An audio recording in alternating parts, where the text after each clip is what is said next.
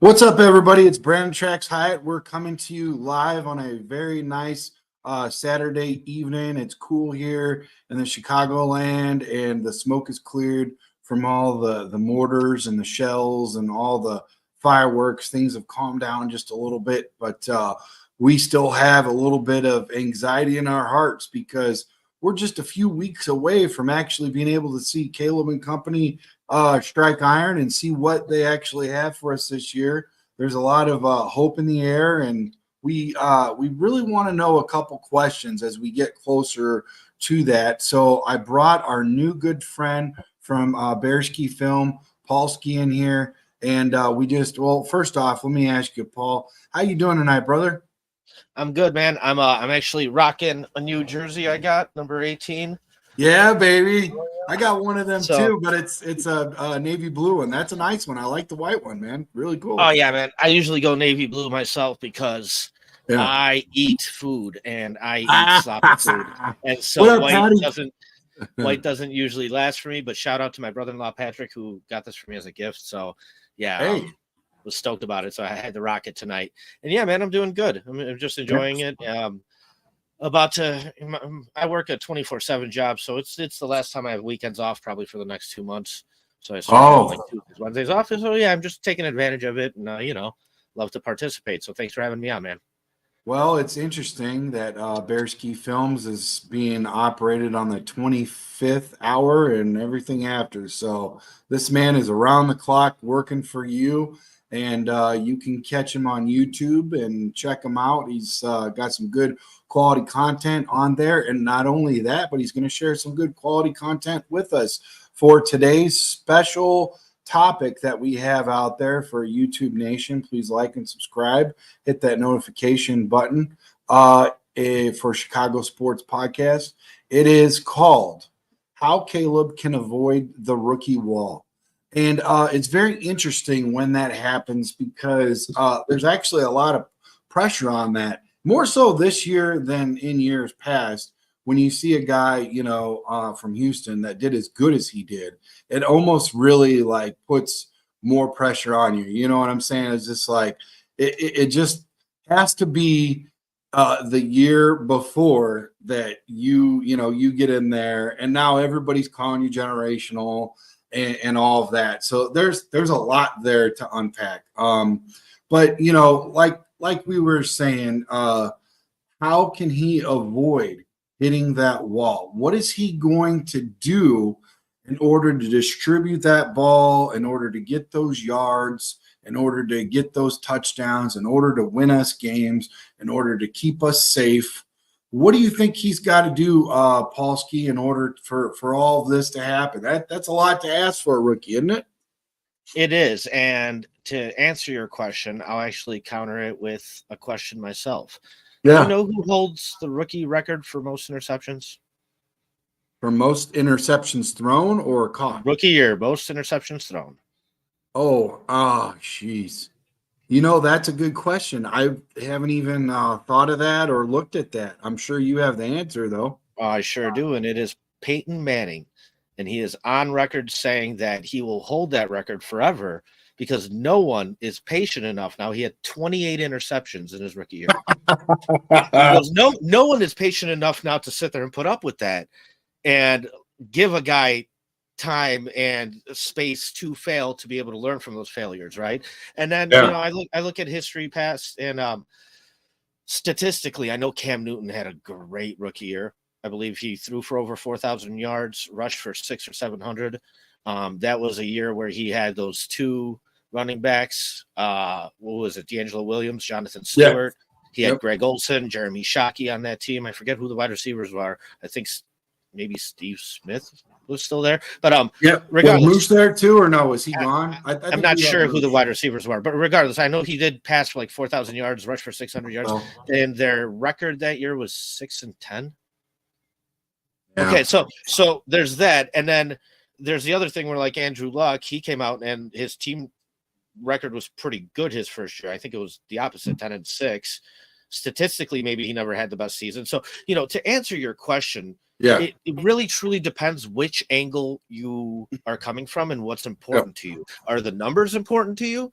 Is the team success important to you? Yeah. Or is the space and ability to let a guy grow important to you? Because Wow. each one of those things kind of dictates a different path for how the season plays out, you know? So I think you got to kind of ask yourself, what do you think is the more important thing? Can we swallow a year to let a guy make mistakes now if we think he's good enough to, you know, not make him again moving forward or this and that? Or is it win now mode? Because they've added these pieces and these contracts are coming up and this and that. So yeah, I mean, it's an interesting question to answer. And I think there's multiple answers that I could go off, but yeah, that's, you know, off the gist of it, I think that's where I kind of go with it. We're like, hey, what's most important to me?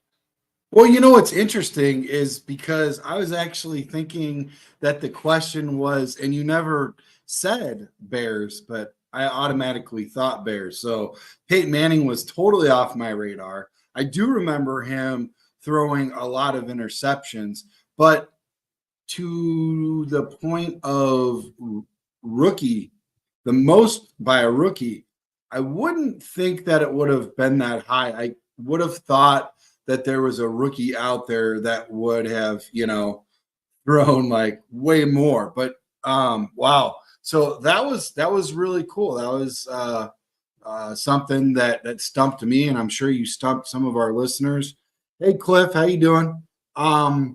So yeah, that portion was brought to you by Bridges Scoreboard, our Northwest Indiana sports headquarters with a Hall of Fame menu and the coldest beer in Chicagoland. Stop by and get you some of that. And we do a lot of pods up there, have a lot of celebrities signing autographs and stuff, podcasts and Bears games and stuff like that. We love it up there. So, but yeah, that segment was brought to you by Bridges Scoreboard. So, yeah, moving forward with Caleb, I do want to say that, now here's the big question to piggyback off of your question. Do you think that the Bears have a better trio of receivers than Peyton Manning did when he came in and he threw those league record for most interceptions by a rookie? Because wasn't it? Did they have Reggie Wayne his rookie year, or did he come the next year? I know they had Marvin. They had him. I think they had him his second year. They had Marvin Harrison. Yes, you're right. So Marvin Harrison Jr. was there, and then I'm not sure when they got Dallas Clark either. Or Stokely, yeah. I know they had Pollard, and Pollard was no punk. He was actually a really good tight end. What's funny is they had open tryouts, and he was actually a Mason bricklayer. So he wasn't even like a tight end by trade. I even think he played some basketball back in the day. But yeah, that dude was a beast. He wasn't as good as Clark, and Clark, he kind of like created himself at tight end university, but he wasn't a tight end there. He was a linebacker. So there was some interesting nuggets there. But yeah, and then I think he started out. No, he didn't start out with. Did he start? He didn't start out with Falk. He started out with Joseph Adai, right? I believe so. Yes. Yeah, it's been a while back. It has been a while, but yeah, they went 3-13 his first year. Oh man! But and hey, fast forward, bro. The proof's in the pudding. Great guy. Listen, there's other examples out there, and they're all kind of outliers. And like, okay, there's the Kurt Warner story. You know, we're talking about what, an undrafted rookie, but he was an older rookie. But still, he went in there as the third string after what, the first and second string both got hurt. There's a third string quarterback went off and took the Rams all the way. You know what I mean? There's you could look at Nick Foles. In Nick Foles' second year, he had 27 touchdowns and 2 interceptions. You know, that's so amazing. You can't be fooled by that though. So when judging a quarterback, you really there's a lot that goes into it, right? And I think the biggest thing is consistency and health, because okay, that's great. You could flash, you could do it here and there and this and that. And a lot of guys have flashed. I want my team to make the playoffs year after year after year after year. Like that's my definition of success over a span of time. You know what I mean? You can't necessarily guarantee Super Bowl wins and this and that, but I think if you're making it year after year, you have a pretty good shot.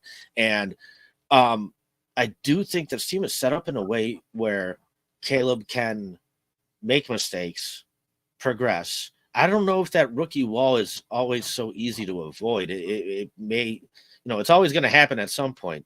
But I think this team is good enough to still be a contender and still be able to overcome a lot of those mistakes that might come up. So, yeah, we're in a really good position here. Like I said when I was on with you last time, I don't know if I can think of another team that had the first overall pick that was in a better position than I think we are now. Well, and to add to your point, I don't even know if Caleb in this position, as good as it is, I don't think he actually has to set the world on fire.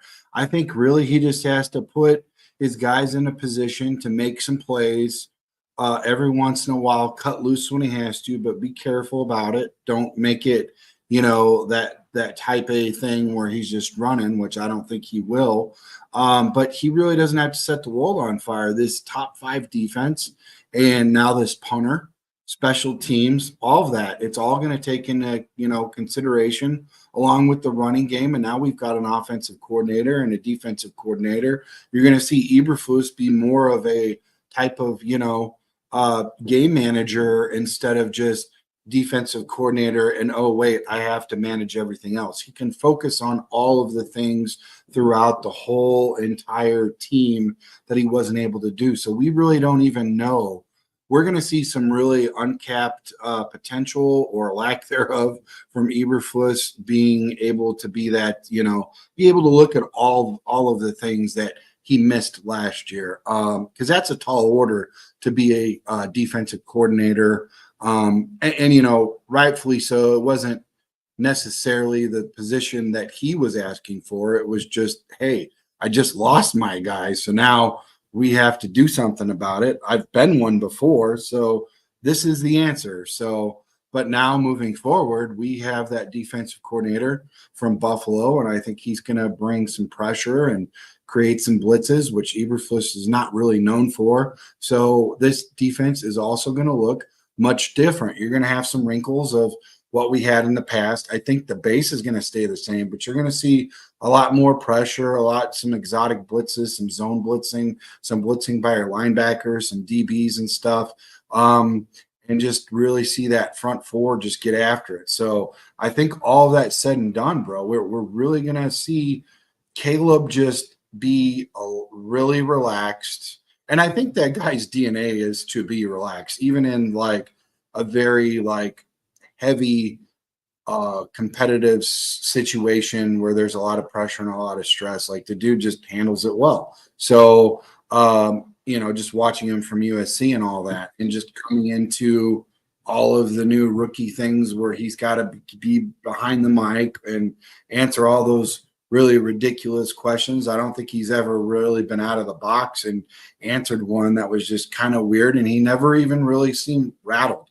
Not even one time have I seen him been rattled. And that kind of speaks for itself at the type of character. You can't really completely equate that Polsky to, gameplay on the field, but it does have something to do with his behavior and what he does. So with that being said, man, I'm kind of excited to get in and do a little dive into some of your video. What do you got for us today, man? Because really Bearski Films does a lot of deep dives, some highlight stuff, really cool stuff. And this is going to be a privilege here on Chicago Sports Podcast.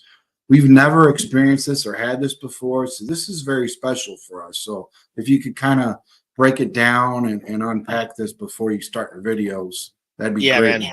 There's a ton there, and I mean, we've definitely discussed the whole coaching and the Eberflus situation. I'd love to dig into that a little bit more, but a little bit later on maybe. And same thing with the Caleb Williams. I mean, this is a guy that's got a pink phone case. You're not even going to catch me in a pink shirt because I'm insecure.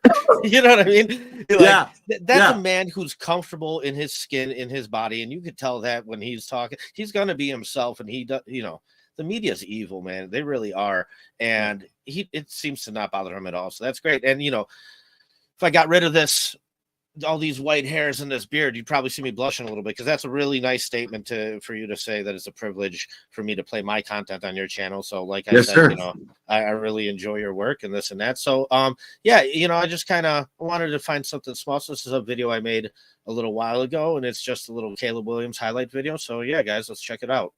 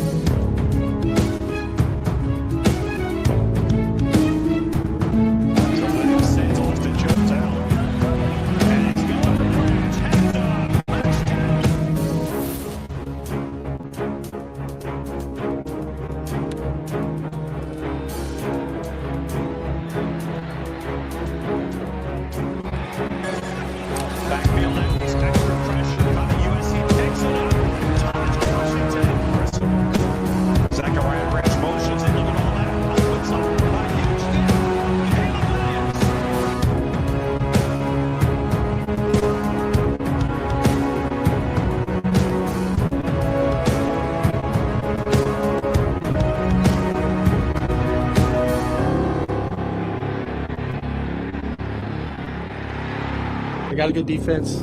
They got good players on offense, and you know, it's pretty exciting. You know, if you could go into a situation like that.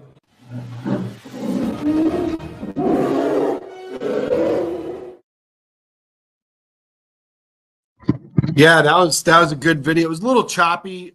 Maybe I'll play the next video or something. We're having. I'll email it to you if anything. Yeah. Maybe that'll be it's better all off. good For sure. Yeah. Hey, yeah. Aunt Mass, by the way, and Cliff and Patty, make sure you guys all hit that like and subscribe button, please, and the notification bell. But right now we're just with Bearski Film. He just played a really nice Caleb Williams clips, highlights, and whatnot. And then we got to see him do an interview. That was really cool and special for us. So thank you, Paul Ski Man, for that, for sure. Thank you for playing it, man. Like I said, I appreciate it. So, yeah, you know, when it comes to, hold on, sorry, I might have to sneeze here. All right, no, it went. So, sorry, my bad. When it comes to evaluating a quarterback, I think there's a lot of different things you could look at, and one of the interesting stories I heard coming out of the before the draft, they ran the pro day with Caleb Williams, and on the Ryan Clark podcast, when Ryan Clark was interviewing him, he said, "Hey, man, like you went out there, and the first play you made in the pro day was you like rolled out and made this flashy throw and this and that, and after that, you just sat in the pocket and went through all the ABCs and 1, 2, 3s. And, you know, this is why Caleb gets considered cocky a little bit. And he's like, yeah, I did that on purpose because all the highlights of me are me rolling out and doing this and doing the flashy this. He's like, but if you want me to do the boring stuff, if you want me to sit there and just make reads or make, you know, how many times have we played Aaron Rodgers and it's 3rd and 6 and they just hit the slant? every time. Yeah. It's just Yeah. a fucking slant, and they just Yeah. have it down and throw. Like, you got to be able to do the easy stuff. You know what I mean? That was one of my issues too, a little bit. And I don't mean to kick at that horse, but with Justin Fields, like, the flash and everything was great, but then, like, you're missing dump offs. They say in Yeah. basketball, you said you're a basketball, you got to make your layups. Like, you Yeah. got to do the fundamental stuff easy, man. In baseball, you can't just jog to first and expect to get it. Like, it appears in every sport, and like that's what I feel. A guy like Tom Brady, he did the easy stuff pretty perfectly. You know Oh, what I man. mean? They focus Yeah. on that stuff. And so Yep. that's important. And I think Caleb is very capable of being able to do that. So if that's what the season offers, if that's Mhm. the situations he's going to be in, I think the biggest thing is don't make mistakes. Like, you don't want to see, 3-4 interception games or anything like that. And I know fumbles are a little No. bit of an issue for him too. So even if he takes it slow and steady, and as long as there's progress and steps forward, I mean, the statistical bar here for records for a Bears quarterback are so goddamn low. Like, it is unbelievable. I don't think we've ever Yeah. had a quarterback that's thrown over 30 touchdowns, and No. the yardage is like QB, Bears QB. What is it? 3,300 yards for a season? Yeah. It's the record. For it's lower. rookie.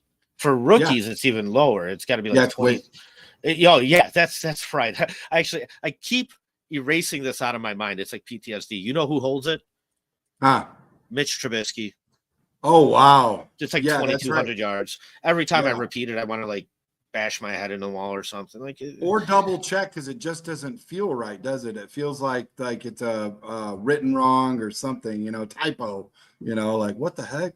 Just seems weird. But yeah, he had a good year. We had some things like the whole Tressman deal and all that. You kind of look at that, right? And flash in the pan. Next year, everybody kind of got used to what we're doing, and then they kind of just zoomed in on us and got us all figured out. But that was a good year, man. Didn't he even, somebody went down, got hurt, or withdrew themselves, and then he ended up being a Pro Bowl, being in the Pro Bowl. So yeah, it was a pretty good run for a quarterback that we had, Yeah, definitely. And Mitch set that record, and he didn't start every game that year. We had really? Yeah, we had Mike Glennon in for the first 4 games. Oh, the guy who sees the game from like the Madden perspective, because his so tall. His neck is so huge, the giraffe neck. You know what I mean? So I believe he started 3 or 4 games that year before Mitch was able to come in, and he still set the record. So just to have Caleb go out there, start every game. I mean, we're talking about 150 yards a game for him to break the record. That's nothing. And just so everybody's clear, they don't really know, because a lot of us in this area follow Big Ten. Very few people follow the pack. Okay, everybody that's out there, that all of a sudden, because now we've got Caleb follow the pack, you're whack and full of crack. There's no way you were following the pack. I'm telling you right now that Caleb is like battle tested, man. I've seen him limp around and play, and he doesn't take days off or nothing. Matter of fact, the only reason why he took that last game off, the very last game of the season, was because there was an incumbent USC quarterback that was he was trying to get him ready for the following year. That's the kind of teammate he is. And he could affect his draft stock. There could have been some drama, which there was, and some things that he had to work out because of that, answer some questions, whatever. But he didn't care. He was all about his teammate shining and getting ready and get a better look so he could potentially be the quarterback, for this coming year. He doesn't leave like trash behind or something to pick up. He picks up after himself. He looks after other people. He's his brother's keeper. Everywhere you look, everybody has something to say about him being a good teammate. And that's the kind of guy I want in the locker room leading our Bears, bro. I think it's great, Yeah,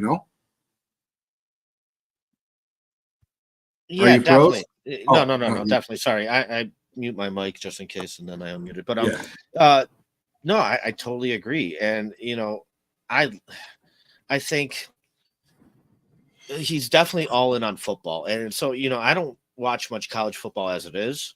And then once the offseason hits, I kind of just start studying about, potential players that the Bears might wind up with and things like that. So I don't claim to sit here and be this know-it-all guy and everything like that. So when I hear people like you say stuff like that, though, like, it's interesting because there are a lot of people who do watch, a lot more college football than I definitely do, and they see a lot more details of the game and whatnot. But from the studying I've done of him and the stuff I have watched, and I've put highlight videos on him and things like that, so I've gone through play by play of every game he played at least last year, right? So I at least just got to see it, kind of out of context though, because I usually skip the defensive part, I usually skip the special teams and whatnot, and just focus on offense only, and then I kind of skip the running plays too. I just focus on passing when I'm putting those videos together. So it is kind of, my sight is a little bit narrow when it comes to it, but like, with the talent he had, the two wide receivers that barely even got drafted. Sorry, this just in, guys, and this is a little bit off. Kings just land DeMar DeRozan. We are Chicago sports. We got to cover breaking news. You are our lucky rabbit foot brother. So we have to address this. Kings land DeMar DeRozan from Bulls on a 3-year, $70 million deal via sign-and trade involving Harrison Barnes, Spurs. That's from Waj. So Waj is as good as it comes. So that's a done deal. I'm sure all the details will come later. Man, I don't know if this means I circle back and I do another pod tonight or what. I'm not ready for this. Maybe tomorrow, It's been a busy weekend, man. I was on here with you yesterday and Eddie, Buck, and now with you. But this is cool, man. This is something that we were looking at, and not to get too far off, but this is something we were looking at to see what's going to evolve, how the team's going to take shape, what the next shoe is to drop after this. I mean, this is kind of like that Chicago Bears feel where the first year, Poles just come in here and just cleaned house, used players to mortgage for draft capital, whatever, try to, take, heavy money off the books. Anyways, so, back to Bears, but the Kings land DeMar DeRozan from the Bulls on a 3-year, $70 million deal via sign and trade involving Harrison Barnes. Spurs was the third team. It took 3 teams to make this happen because of, all of it with the money, the cap and everything that's involved. So, hey, man, like I said, you're our lucky rabbit foot tonight. So thank you. Yeah, thank you, man. Like I said, I'm not a huge basketball guy, very passive fan. I do work with one of my coworkers is a big basketball guy, and I just sit there and pick his brain and ask some questions. And so, one thing I'll ask you is, I understand that just like in football and basketball, being stuck in the middle is probably the worst spot to be. And it seems like that's where the Bulls kind of are, where they're just stuck right in the middle and they're okay with it because they're still making money. But when it comes to the team, I would think that isn't moving on from Zach LaVine and doing something in that situation kind of more important? Wasn't DeMar DeRozan actually kind of good? He was, but he's aging, and you want to try to get a little bit out of him before you can't get anything out of him. We could have had him for one more year, but then you go from like 35 to 36. And then, as far as basketball goes, you might be able to get a guy, 38, whatever. Not everybody gets the LeBron freaking 22-year, time in the NBA. So yeah, I think this was a good move. I think it was the right move, and you're absolutely right. I do believe Zach LaVine will be the next shoe to drop. If not, they're saying right now, bro, that you are going to have to add other pieces in order for somebody to take LaVine on the contract.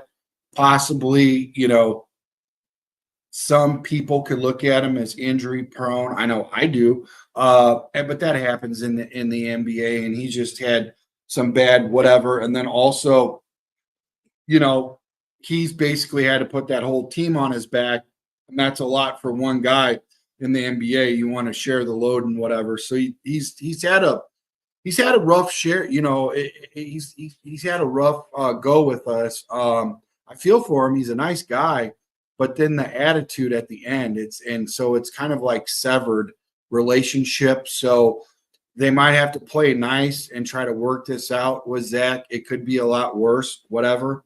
But I think they're still going to try to move him and do whatever they can, and then try to figure this out and keep him. You know what I'm saying? So it's a to be continued. But the other guy, the center for the Bulls, he just had a really good. I forgot what country he's from, but he just had an overseas game and he played phenomenal. He had a great game and played. You know, he had double doubles, which he does for us all the time. Vooch is who I'm talking about. That's another big contract. So yeah, Zach LaVine, Vooch, move those two guys. It's starting to feel like how it was, you know, when came in, when Poles came in for the Bears and really started moving those guys. That guy that what we got from the linebacker, pass rusher that we ended up getting from the Cowboys. What the heck was his name? You know, we started Robert moving. Quinn? Yes, Robert Quinn, exactly. And I think it was rightfully so. He didn't really look that hot the year after. It was a good move. He was aging, you know, much like, you know, like I was saying about this DeMar DeRozan, right? Zach LaVine's the younger guy, so I kind of look at him like that we, you know, shipped over to Baltimore. So I thought that, you know, it kind of has got that feel. It doesn't mean that it is, but I'm hoping it does, because now if we're 3 years down the road and we look like the Bulls do, and we come around full circle, you know, I'm forever hopeful that that could happen for our Chicago fan base. You know what I mean? Oh, definitely. And you know, I did want to kind of just restart maybe my computer real quick just to see if my internet connection fixes, because I can't even email you these videos. But you know what? If you want to just maybe give your initial reaction on the DeMar DeRozan thing and what you think for the guys, and you do have and you still do have the two videos up right here on our screen. So I could actually, in theory, play one. I just don't know which one it is to play. But restart your computer. If that doesn't work, then I'll try. And then, since I got a solid connection, you know, that might help. And if not, the other Bulls thing I was kind of picking my coworker's brain about was, you know, I know Pax and Gar were not very liked here. No. But has it been better since? So that's something you can quickly talk about too, if you wanted to. But I'll be right back. Just give me 1 minute. Good, man. Like that. Yeah. 1 sec. Yeah, that's a great question that he had, folks, is talking about, you know, Garpax and whatnot, and has it got better? And I'll be honest with you. At times I thought it would. In the beginning, I thought it would.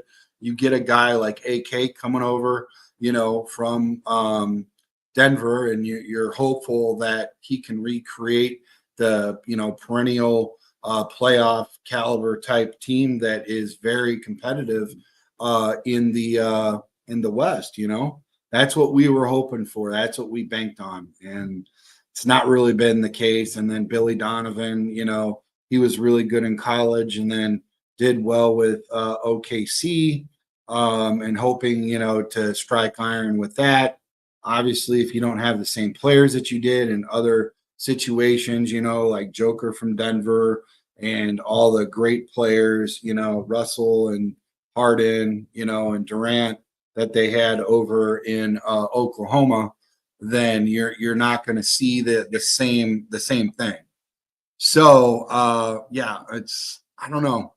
It could, and hopefully now will be the time where they do something to help him out. Maybe AK and Billy start to work together, and Billy gets what he wants to run his program and his scheme and his system that he wants, because it just doesn't seem like he's getting what it takes to run it. If he is getting what it takes to run it, then I don't want what he runs. So is it time to get rid of both? I don't know, but let's see what happens. You know, I hope it works out, because a full reboot would take even longer. So you kind of want to hold on to what you got. And I kind of like that Eckersley, you know, I think that's his name. Eckersley. No, was that? I think that was an Oakland pitcher. something like that. He's upper food chain of the Bulls. We picked him up from Toronto, right? So that was kind of a good feel about him, coming and whatnot. And as Bulls fans and Chicago fans like to connect the dots and be hopeful and hope that things all work out. But yeah, I don't want to spend too much more time on this, just other than he is gone. And I really like DeMar. We talked about him at length yesterday. Thank you for your service, DeMar. You were passionate. You worked hard. You missed a couple shots, and you stayed 2-3 hours after everyone went home. So hard worker, always trying to perfect his craft, and forever hopeful and forever young. I really liked him. Good dude. So yeah, getting back to what Ant Mass was saying, shifting back over to the Bears before we had that breaking news. Ant Mass was basically Ant Mass was telling us that Kramer was the one that has the record, not the rookie record, but the all-time record for the most yards. So that was cool, and we appreciate you guys chiming in. We actually get a refresher, and we also learn things from some of you guys that's in the chat. We really appreciate you guys contributing, helping out. And if you want to be a part of our chat and our followers on YouTube, hit that like button, subscribe, and do us a favor and leave a little 5-star review. Look a brother up, help us out. Hey man, Ski's back in the building. What's up, Paul? Better connection, bro? I think so, maybe. We'll see. Yeah, those videos aren't still up for you, right? No, but let me see if they're in the brand. You might have. Just hold on. Oh, no. Yeah, there's one. Is that the one that you did, or is that the no, one? No, I just started uploading that one, so maybe it'll go a little bit better this time around. We'll see. Let me go ahead and press the add to stage instead. Yeah, sounds good. So yeah, let me lead into it then, maybe. Yeah, absolutely. So, like I was saying, when it comes to judging a quarterback in himself, there's so many different factors and ways to look at it, and I don't really, like I said, pay attention to much college games during the college season, things like that. But when I do my look at quarterbacks, I try and look at things that will definitely translate to the NFL, right? And I just want to share something from a guy that I like to watch, Robert Schmitz. You said you had him on here maybe couple times, and yeah, I think Robert does great work. So when it comes down to like breaking down plays and things like that, I know what what things I'm good at, what things I'm not good at. I would love to be able to sit there and do that, but there's other guys out there like Robert who do a great job at it, right? So I would rather just pay attention to them and then listen to what they have to say and either agree or disagree or whatever. But this was something I caught once that he was doing when he was just comparing release time from Justin Fields to Tyson Bagent from a game last year. And Tyson Bagent being an undrafted rookie free agent, part of the reason why he made QB number 2 and part of the reason why he won 2 out of 4 games is because he has a lot of skills that do translate to the NFL, regardless of where he was drafted, regardless of how good he actually is. Like, I don't even know if the kid could survive a season and this and that. However, when you see him just go into a game and take snaps, he looks very comfortable at the position. Right? He'd been there, done that before, doesn't think twice about things, doesn't get too rattled. And so there's a lot to like there. And one of the things Robert was talking about was release time. And so go ahead if you want to play that video. I want to kind of share what he had to say and then So Paulski from Bearski Film has a video that he just described that we're getting ready to get into. And this video is brought to you by River Street Tavern, located at 102 River Street East, Dundee, and it's open Tuesday through Sunday. And it's your ticket to Chicago's biggest games and most delectable food. They've got all kinds of great food, nice menu, good atmosphere, a lot of good things going on. Always got Chicago sports games going on. We'll be doing some podcasts up there. So great group. And then also TC's World of Wonders, your Northwest Indiana headquarters for all your dream Chicago sports jerseys and memorabilia. Check out Tom's line of gear and collectibles at tcsworldofwonders.com. That's where I got my flag behind me, my 85 Bear flag, all my jerseys and stuff, the jerseys for the live events and whatnot. Like I said, $50 to the door. That includes shipping, tax, everything, all Nike new, gear, fresh new gear, stitched, 30-day warranty, hassle free, 55 if it's 4X extra large or above for the bigger guys. So you can't beat it. So, and you don't really have to go out and get it. Like I said, it comes to your door and you don't have to go out there and fight for it, whatever. You make sure it gets there, rushed, ordered to your house. I usually get it within a week or two. Last year when we got DJ Moore, some of the guys were giving me a hard time because I got it so fast. And I was like, well, I'll tell you where to get it, but you won't order. Then they started ordering from them. They're like, man, that's faster than the word of God. And then this year I got the Caleb Williams. I didn't get the hookup from my brother like you. That was super cool. But yeah, that's where I got mine from. And then also I got the Odunze. I had to get the Dunze, man. I got a Dunze fever, man. So let's get into this video that Paulski whipped up for us, man. Thank you, brother. Let's do this. 1, 2, 3, 4, 5, 6, 7, 8, 9, 10, 11, 12, 13, 14, 15, 16, 17, 18, 19, 20, 21, 22 balls out, right? If we just talked about the throwing motion, 1, 2, 3, 4, 5, 6, 7, 8, 9, 10, 11, 12, 13, 14, 15, 16, 17 balls out. The ability to throw with really not much of a throwing base. Like, look at this, right? Feet are pointed this way, ball heads out that way. This is not a throwing base by any stretch of the imagination. It is just a flick of the wrist, and then you take a hit. But you're throwing it to a wide open player. You're just pumping it out there because you know you can. Like, it is the point I'm trying to make here. This is a conventionally, from the textbook, bad throw. But it's thrown with a quick release to an open player, and it turns a sack. It turns a loss of 6 into a gain of like 8, right? We saw Bajent earlier throw with a guy about there and get the ball out, right? Earlier in the Vikings game, Fields has Kmet sided up, right? It's just, this is a specific play. I can tell you right now, if there's a throw down the sideline, and there were many, like the Washington game, no, not Washington, the Denver game is the best example, right? Like, there are some throws that Fields made in the Denver game that Tyson Bagent simply cannot make. So they're different players. They do different things well, right? But free rusher coming off a stunt, we've got about 5 yards of space. We would love to be able to get this ball out because Kmet is standing there wide open. He catches this ball. God forbid he breaks this tackle. Then he's running, and now he's got to make a tackle. Football's weird. You never know how close you are to a touchdown. And I really mean that because it's stupid. It's a game we all love, and part of why we love it is because it's so silly sometimes, right? If we can hit glance RPOs to DJ Moore next year off of a linebacker that's sucked up right here, DJ Moore is going to have to break one tackle, and he will be home free, which I really want to see. I'm just going to be real with you. Like, the slant, broken tackle touchdown is awesome. But Fields, in this case, feels the pressure. He feels it too much almost, and kind of tries to make it, tries to make an athletic move. He does, because he is athletic, but there's just nowhere to go. And the NFL doesn't give you the space that college football generally does.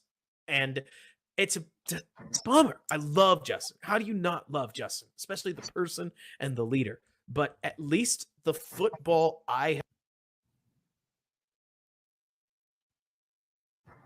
Oh, Yep, that was it. Like I said, that was just a little segment of Robert Schmitz breaking down a play that when I was paying attention to him, I really like, and he's just so right. So there's some things when you see Caleb play that it just seems like he's very comfortable at the quarterback position. So when there is those flick of the wrist moments, oh man, his release time is excellent. Excellent. That's why you see him running towards the sideline and you think he's going to go out. No, but the ball comes out. Like there's little stuff like that. That stuff does translate to the NFL. Yeah. It does. And so I'm excited to see that because you got to pull the trigger. You got to make a choice. You got to be decisive. You can't be out there. If you're going to pump fake, it's going to be to deliberately do it to try and throw somebody off, not because you're like, oh wait, fuck, and then try and do something else. And it seemed like we just saw a lot of that with Justin Fields, whereas no, you got to just drop back, pull the trigger, and get the ball out. And man, I just see a lot of that with Caleb. Another thing I see is a lot of good pocket presence, a lot of good pocket manipulation.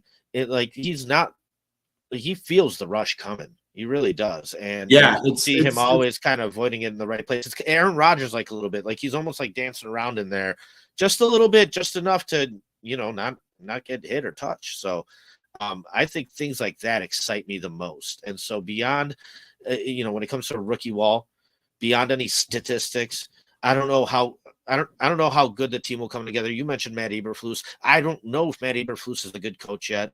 This defense played at a high level last year towards the end of the year, but they are very thin on the D-line. If Montez Sweat gets hurt, I don't know if that performance changes back to the beginning of last year. I don't know any of that. So I don't know if I would hope they're competing for a playoff spot, but I do. For me, it's more of an eye test. I want to see Caleb Williams grow that comfortability. And I want to, I don't mind the mistakes. And like I said, I don't mind the stats. The stats, like I mentioned, 150 yards a game will probably break the rookie record. So kid, take your time. You know what I mean? And I think it's a good opportunity for him to be able to sit there and grow at a very comfortable pace. And it's more eye test for me than anything else, I think. Well, and I think so too.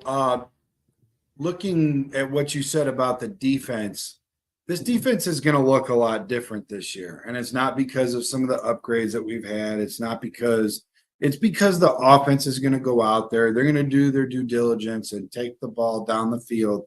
And every time that they get a 1st and 10 and they move those chains, that gives that defense some time to relax and sit down, catch their breath, talk about things. Hey, what can we do better? What did we do good? What is our game plan? They were sucking air, hands on the hips, out there on the field more times than they should be, not feeling good about it, getting their teeth kicked in, no good juices flowing, up against the wall. You see Caleb and company move that ball down and get that momentum, which is very important in football. That is going to change this defense. The fact that they're not always out there and getting wore down and getting their breath, we only got to see the shell of this defense last year. I really feel that way. And it's going to translate on both sides of the ball. Not only that, but when that crocodile punter steps back and he boots it and gets it way down there, and now all of a sudden that the opposing offense has this far to go, that's going to make things very nice for us. So I think so many things are going to look so different, even though our team is much of the same, but there are changes, and it all starts with the player personnel and the coaching, and just it's going to look good. Not only that, but what is it like the first 10 games or 7 games or something before we actually get into a really good bona fide defense and also see like a top 10 QB or something? Like first 8 games are not in division even. Yeah. There you go. Exactly. First 8 games. So many different things that are going on that's really going to make the growth and development and the pressure off of Caleb just be able to, just go out there and do his thing. I'm feeling good about it. I don't have a lot of worries. I don't have a lot of pressure. I think right now, like you said, there's obviously a deficiency on the defensive line, but they might surprise you. The offensive line might surprise you. Getting that ball out, bro, is going to make a world of difference for that offensive line. I'm telling you, I blocked at left tackle at a semi-high level, not nearly as high as these guys, right? But I did good. And our team did good. We were competitive, in college. And at left tackle, I had a quarterback that was several that were pockets and a few that were, dual threat quarterbacks. I'm going to tell you, man, those guys can wear an offensive lineman out. You block your tail off, You block your tail off through the whistle. At some point, you're like, throw the damn ball. Throw the damn ball. You just keep thinking that. You don't say it out loud. Yeah, no, but like I said last night to you, oh, you were offensive lineman. I played very little football, but when I did play, I played the line. And I told you, man, as just as a bigger individual, as a fat guy, I don't want to run side to side. No, I'm supposed to push something so. Yeah, of course it takes, and people don't pay attention to these little things. They don't. It's tough for a lot of people to really realize, like, this is a job. You know what I mean? And it's a job for these guys. And just like you go to your job and I go to my job, when you're in a shitty situation, sometimes, you know what I mean? Like, toxic. Hey man, that branch is doing great. We're not. Like, everybody just knows. And there's guys talking this and that and whatnot. And just, I think, like I said, it was shown last year when Tyson Bagent did come in that the sack numbers went down drastically. Well, okay, but the ball came out a lot quicker too. So those things kind of go hand in hand for sure. And man, I don't know. I'm, like you said, I'm very excited. And just to talk about football in general, like the sport is a balance, right? There's three phases: offense, defense, special teams. And like you were saying, hey, it's a lot better when he punts and your defense is starting there. Well, it's also a lot better when your defense makes them go 3 and out and they punt. Now you're at the 50-yard line. How many times do we see Justin Fields start inside the 15, like inside the 10? Yes. Uncomfortable situations for anybody to be in. So, going to games. One of my favorite games I went to was 2018 against the Rams. I think it was a Monday night game. We won it 15-9. It was all field goals on both sides. But the energy that night was fucking crazy. I had a guy next to me sitting there with no shirt on in mid-December, and like, it was wild, and it was all field position battle game. Yeah. There was no flash there. So you're right. When your offense comes out there, gets a false start on first down. Now it's 1st and 15. Okay, now it's 2nd and 12. Now it's 3rd and 10, and Justin Fields breaks one off, runs 60 yards for a touchdown. That's great. But you're damn right. Those defensive guys out there are like, okay, I guess we got our 3-minute breath. Let's go. Like, that's not necessarily a sustainable game plan. Whereas, like, putting film together, one of the things I do notice is the amount of drives and the amount of opportunities. Because I'll do like an offensive only video. So it's like, okay, I have 8 drives this game, or I have 10 drives this game. And usually that's about the number. Like, the games we were able to get 4 turnovers in, the offense would have 10 to 12 drives, 10 to 12 opportunities. Yeah. The last game against the Packers, we had 6 offensive drives. Wow. So you best believe possession time is a stat that's important. They said you can't make the most out of your opportunities. No. Because you're not consistent, you're flashy. So you need more chances for that flash to succeed. And we're just going to hold on to the ball. Screw you. We'll play this. And they made us look like crap. Yeah. So, there's a lot of aspects to this thing. And when I was talking about football being 3 phases, special teams, I always love to bring this up. There was a year, I'm not sure which year exactly, but there was a year where the Chargers had a top 5 defense, top 5 offense. Last special teams in the league missed the playoffs. They went like 8-8 and missed the playoffs, or 9-7 maybe, because they were letting up punt return touchdowns, kick return touchdowns, top 5 defense, top 5 offense. No, man, you need the balance. You do. It's important. It really is. And so there's something to complementary football, like you're saying. And that's why I'm saying this is more eye test for me. I think that part of the game will improve drastically. Right. I really do. And therefore, I think we'll see the results. We will. Yeah. And it's to that point, to your point, where if one of the 3 phases struggle a little bit, they'll get back on track. If there's an injury, whatever, and it's coming. It's not a void all year that you have to cover, and just put on your back, like getting back to our secular jobs, you got days and nights, where they, days does all the work and nights just lollygag. There's not a whole lot going around, and it's all that, back and forth, stuff. And and that's kind of how it was last year, where the defense was they were just out there just doing it. Well, guess what? they're going to have some times where they're going to be able to lick their wounds, and they're going to feel a little confident, get back up, and give that last second rocky blow and knock them out. So I think it's going to be good. I do want to touch on something that Cliff just brought up. Is rest in peace to Minnesota's 4th round pick draft Kyrie Jackson.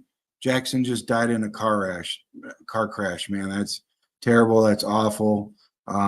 Prayers ascending to him and his family and friends and whatnot. That's a life, any life, but a very young life taken. So yeah, that's somebody's son out there, man. So there's a family grieving tonight, and definitely, all respects to them. And I heard it happened at 3 a.m. and I heard the guy that hit them, it was a car accident. I heard the guy that hit them was drunk driving. So as somebody who works for the transportation system for the state, I control cameras on the highways and tollways, and I see this stuff a lot, man. I see it all. Drivers, I see people killing people, I see kids passing and this and that, and it's always a terrible, sad situation.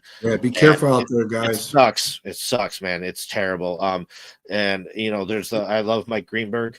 He always says nothing good happens after 2 a.m. And I know kids are young, they want to have fun, they want to enjoy their lives, this and that, and it's a terrible, unfortunate situation that resulted in the worst possible outcome, right? So yeah, absolutely. And here we live in a day where Uber driver, might cost you a little bit, but it costs you your life or somebody else's life.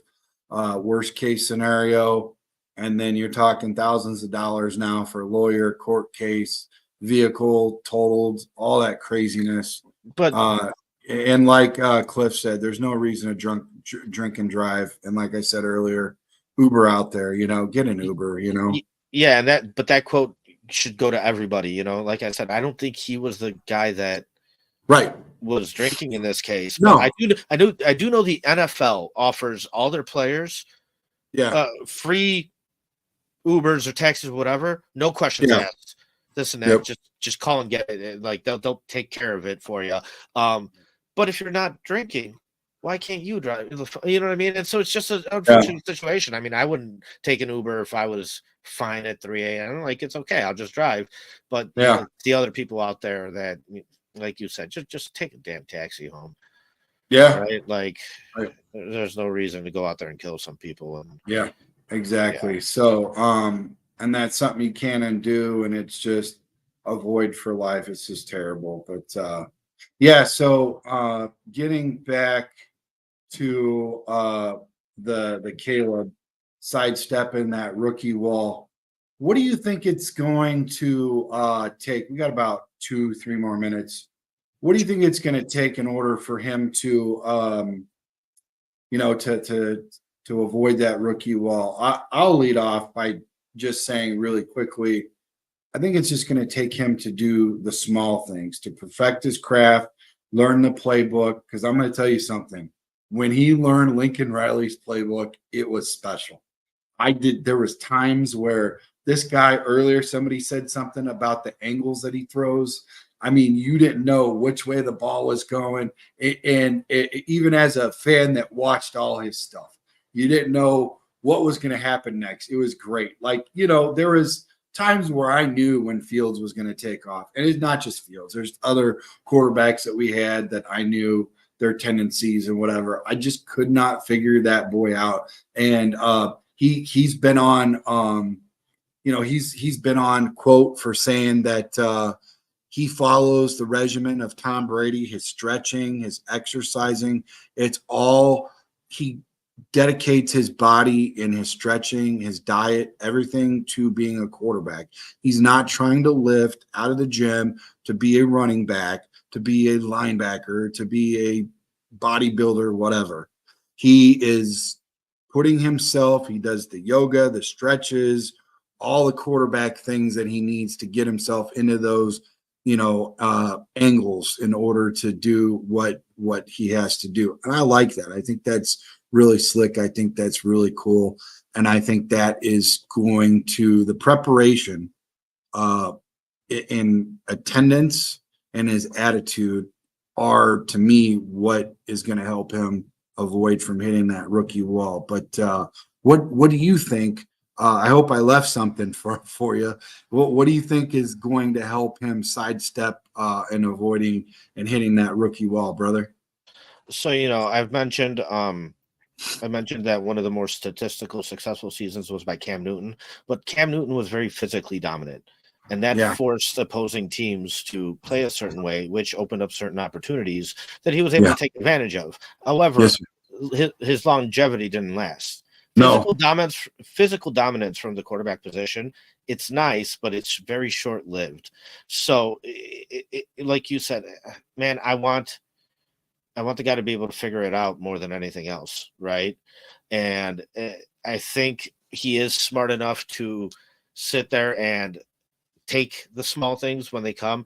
And, a lot of these guys get put in pressure situations where they feel like they have to put it all on their shoulders. They have to put it all on their back. This team has a lot of talent on the offense now. There should be plenty of guys around him that should be able to get yards after the catch, run the ball effectively, make things happen in a positive way to where those moments where he needs to put it on his shoulders are few and far between. And that will help a lot. And I don't know if the wall is really avoidable. I think most players go through slumps and ups and downs and things like that. But when I was saying this is a balance, this team is good enough. The defense is good enough to dig the offense out of a shitty situation. The special teams may make enough difference to where, the defensive line depth that I'm worried about might not really matter, because if they're put in good situations, it might all balance out. Like, this is a very well structured and built team. So, I would hope that whatever slumps he does have come in situations that are very manageable and still able for them to overcome as a team, rather than them exploding or imploding and things like that. Like when we saw the collapse against the Lions, 28 points. Like, I get that the defense collapsed, but part of my head is like, just fucking score 3 more points. You know what I mean? Like, that's it. The Lions are always going to do Lions. Anytime there was this guy on the NFC North trash talk on Facebook, he was in there just smashing the Bears, whatever, right? And, I saw a guy say, but at the end of the day, the Lions are always going to lie. And it's true. They self-imploded. It doesn't matter. This is until they get over that. You worry about them early, but you don't worry about them late. So, Yeah, I was talking about our first game against the Lions. I was talking about our first game against the Lions. We were up and we let them come back. Yeah, and you know what I mean? We did beat them 7 out of 8 quarters. So we beat that. We win that 8th quarter, and we're good, And we beat them with what we had, and I think we're going to look a whole lot better this year than we did last year. So I'm not worried about the Lions. I'm feeling pretty good at the Packers, at least 1-1, if not 2-0. I'm not going to say 2-0, like I'm standing on that, but is it possible? Yes, but I think we will at least split this year. I think we'd go ahead and beat the Packers. I'm not sure if it's going to be at home or on the road. I'm glad we're playing them, early. That's cool. But anyways, I'm sorry. I do want to hit up really quick. Can you do me a favor? I just sent you a link via Messenger about that trade. And it's a 3-team trade. Hopefully you can wrap your brain around it. Like I said, you said earlier, you're not really like, you follow the NBA and the Bulls and stuff, but kind of like at a distance. If you could kind of help me dissect who goes where, because it's a 3-team trade. And I got a little confused. I started licking my, never mind. So anyways, this segment is brought to you by Serendipity Ice Cream Parlor today. And, stop in there, man. I stopped in there a couple times with my family. It was great. They got delicious summertime taste. Serendipity is serving up heaven. We recommend their delectable funnel cake sundae at 120 North Griffith Boulevard in Griffith, Indiana. Also, friends, get in the action, get in on the money, and get in the mega fun of a lifetime with world's #1 fantasy sports app, Underdog Fantasy. Get 5 picks right and mega bank your money by 20 times Place your entry today at www.underdogfantasy.com and enter the special promo code CSP, and they will give you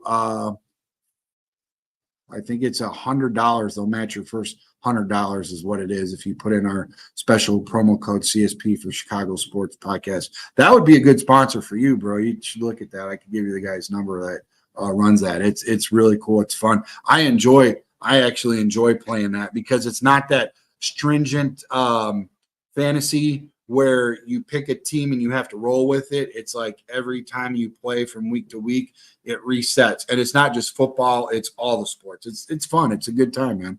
Sure, I'll definitely check it out. So just reading this, my understanding of it is who we get.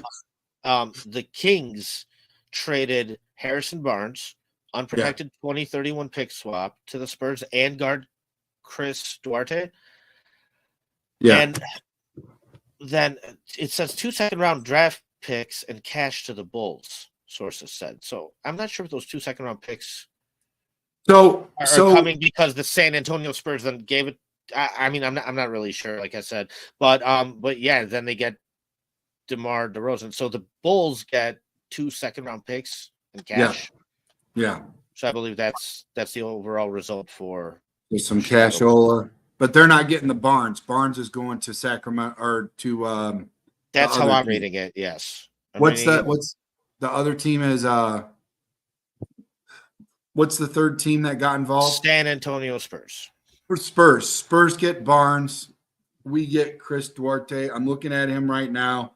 He's a shooting guard. He's 6'6". He played in Oregon. He's a first-round draft pick, the 13th pick from Oregon. So, I mean, he's got first-round talent. So, and is he proven? Well. Okay, so there you go. It's Duarte, 2 second-round picks, and cash. That's and cash, right? So player, 2 picks, and cash. Right, with Chris Duarte. Okay, so as far as the field goals, he's 80 for 210, 38% from field goal percentage. Free throws, 78.8%. Pretty decent with the 3-point percentage at 34.6. Not great. Points is 3.9. So I don't even know if he's gonna make the break the roster when it's all said and done. This might just be a way to say la vie, but he might be a role player. I don't know. Maybe more points or more time will give him. He's 27 years old. He's not a spring chicken, but he's not super, old like me. But we'll see what happens, man. It's something. So, hey, again, thank you, DeMar, for your service. I miss you already. I thought you were a great guy that showed great work ethic, much like Caruso.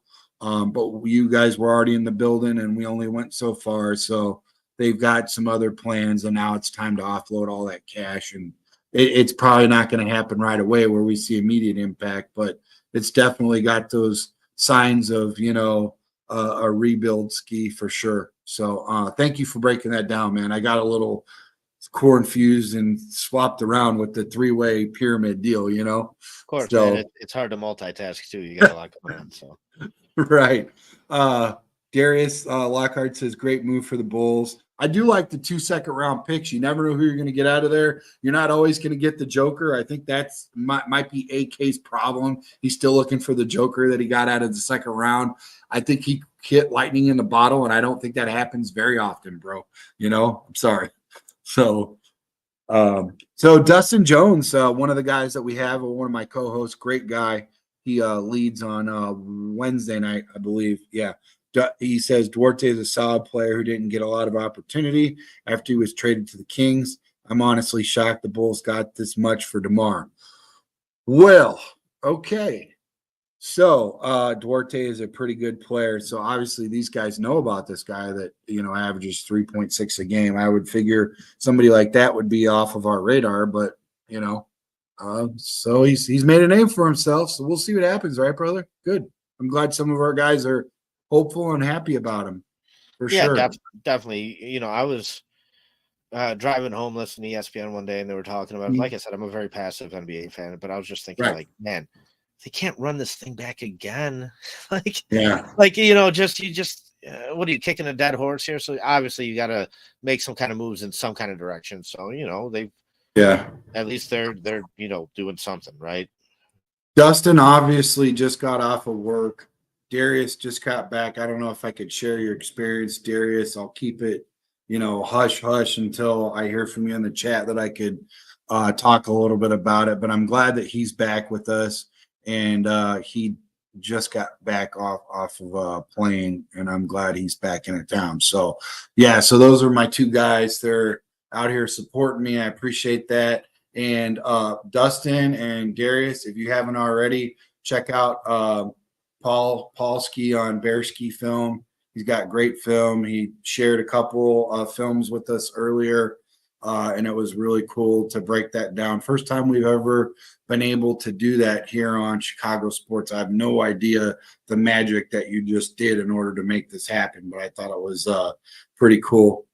Dan Sharp says, is this a Bulls vid or a Bears vid? So Dan, what happened was we had breaking news, and since we're Chicago Sports Podcast, whenever we have breaking news from any of the Chicago sports, we like to share it with everybody.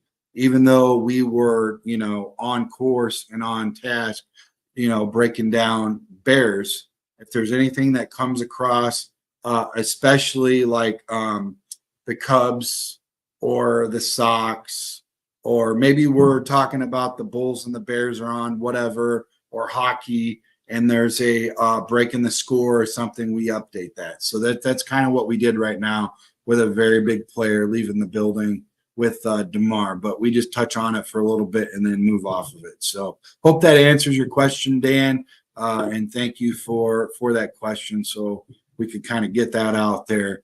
But yeah, man, Paulski, man, thanks, man. Thanks again for answering the call 2 days in a row. It was great to have you. I love the video stuff.